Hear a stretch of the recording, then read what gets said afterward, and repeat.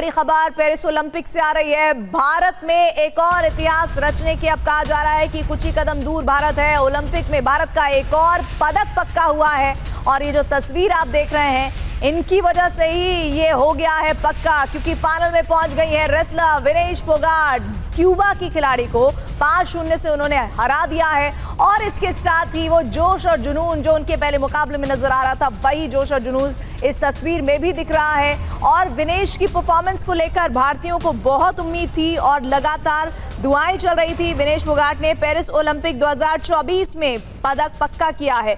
Cuba की खिलाड़ी को उन्होंने हराया है। और इस वक्त हमारे साथ महावीर फोगाट जो चाचा हैं विनेश फोगाट के, वो हमारे साथ जुड़ रहे हैं। महावीर जी, बहुत बहुत शुभकामनाएं आपको। दंगल की लड़की ने जबरदस्त परफॉर्म कर दिया है।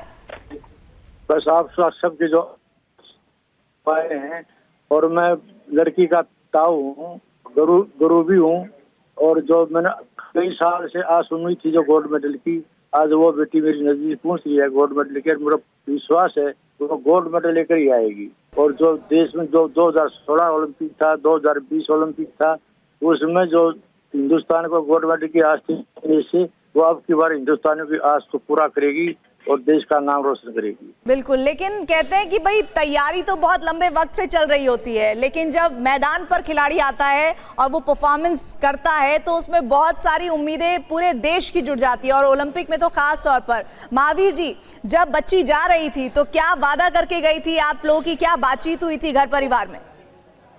बस ये वादा करके गई थी अब की बार गोल्ड मेडल लेके आऊंगी, और मुझे पूरा विश्वास था। जब आपके जो चल रहा टीवी जो जो विनेश गोल्ड मेडल लेके आएगी, और मुझे पूरा भरोसा है चीज। और जो वजन घटाया भाई, मन यूं की भाई अपनी मेहनत करके वजन ठीक रखना है, और उसने वो काम किया। महावीर जी, आप हमारे साथ रहिए। हमारे साथ हमारे सहयोगी शिवेंद्र भी जुड़ गए हैं। स्पोर्ट्स के लिए लगातार हम शिवेंद्र से जुड़ते हैं और जानकारियां हासिल करते हैं, और शिवेंद्र वो बातें हमें बताते हैं जो अमूमन हमारे दर्शकों ने कभी ना देखी होती है ना सुनी होती है। शिवेंद्र, विनेश के लिए सबसे पहले वो लाइनें जो ओलंपिक में भारत का सर एक बार फिर से फख्र से ऊंचा करती हैं।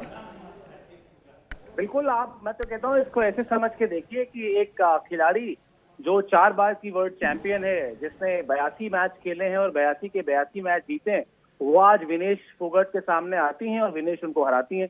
अब इससे बड़ी कामयाबी और क्या ही एक्सपेक्ट कर सकता है कोई भी एक व्यक्ति जो हिंदुस्तान को रिप्रेजेंट करता हो ओलंपिक्स में।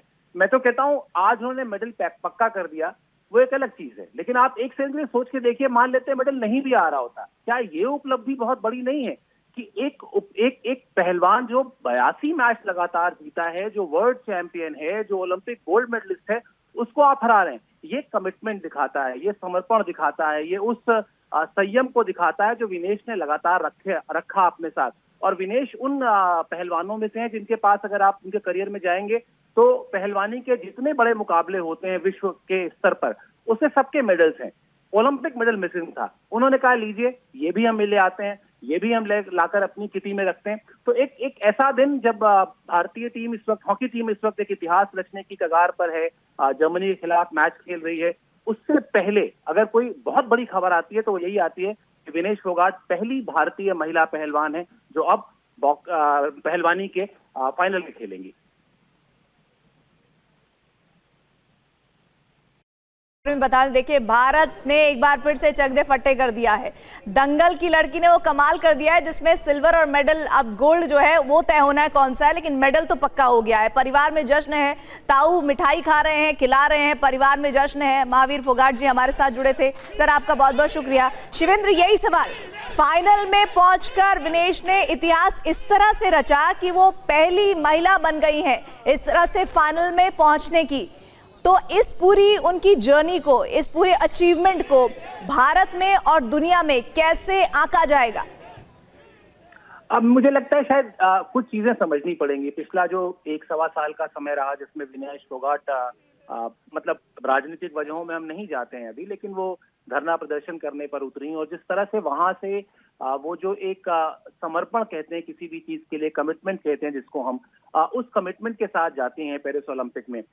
हमेशा होता क्या है, अगर आप एक सचिन तेंदुलकर का उदाहरण लें, मतलब जो भी दर्शक अभी हमको देख रहे हैं उनके आसानी के लिए, सचिन तेंदुलकर के पास 2011 वर्ल्ड कप से पहले सब कुछ था, मतलब क्रिकेट के रिकॉर्ड बुक में हर सफे पर, हर पन्ने पर उनका नाम लिखा हुआ था, लेकिन वर्ल्ड कप नहीं था। 2011 में इंडिया वर्ल्ड कप जीतती है तो उनका वो सपना भी पूरा होता है। विनेश फोगाट भी उस तरह के पहलवानों में से हैं भारत के, जिनका नाम हम बहुत पिछले कम से कम 1 दशक से लगातार सुन रहे हैं। क्यों? क्योंकि चाहे आप वर्ल्ड चैंपियनशिप की बात कर लें, चाहे पहलवानी के जो भी विश्व स्तर पर बड़े मुकाबले होते हैं, कठिन मुकाबले होते हैं, वहां पर वो भारत को गर्व के लम्हे देती आ रही थी, लेकिन ओलंपिक्स के मेडल नहीं था। तो जब ओलंपिक्स का मेडल नहीं था तो आपका एक एथलीट के तौर पर जो जीवन चक्र होता है, जो लाइफ साइकिल होती है, वो एक तरीके से इनकम्प्लीट था, वो एक कमी थी। वो कमी आज पूरी हुई है और उस कमी को पूरा करने में, जैसा मैंने अपनी बात की शुरुआत में कहा कि एक पहलवान बाउट के लिए आती है, मैच पर उतरती है, जिसने 82 के 82 मैच जीते हुए हैं, जो 4 बार की वर्ल्ड चैंपियन है, जो टोक्यो ओलंपिक्स की गोल्ड मेडलिस्ट है।